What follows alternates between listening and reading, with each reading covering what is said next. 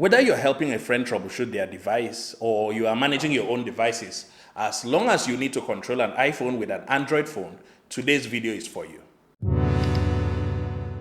The first app that lets you do this is AirDroid Remote Support. It's a fantastic app that bridges the gap between iOS and Android. Here's how it is set up. You have to get the app, right? So you start by installing AirDroid Remote Support on your phone from the App Store.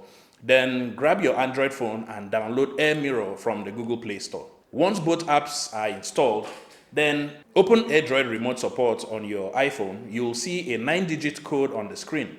Make sure you don't lose it, right? Now, go over to your Android device, open AirMirror and enter the 9-digit code from your iPhone. This establishes a connection between the two devices, so follow any additional prompts on the iPhone to enable you control it remotely. Once that is done, you are good to go. You can control your iPhone from your Android device, and it's perfect for a quick troubleshooting or accessing features remotely.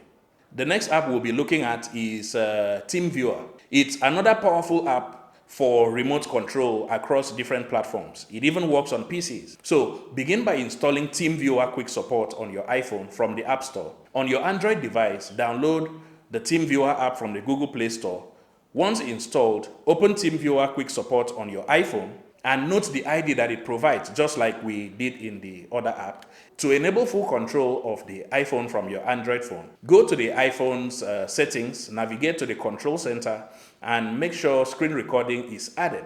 Now, open the TeamViewer app on your Android device and enter the ID that you got from the iPhone's QuickSupport app to connect the two devices together. On your iPhone, swipe to open the control center, long press the screen record button, select TeamViewer and tap Start Broadcast. This allows you to share your iPhone screen, and once you have done all that, you can now view and control the iPhone from your Android device. It's a bit more technical, but it offers lots of features for remote access of the controlled device.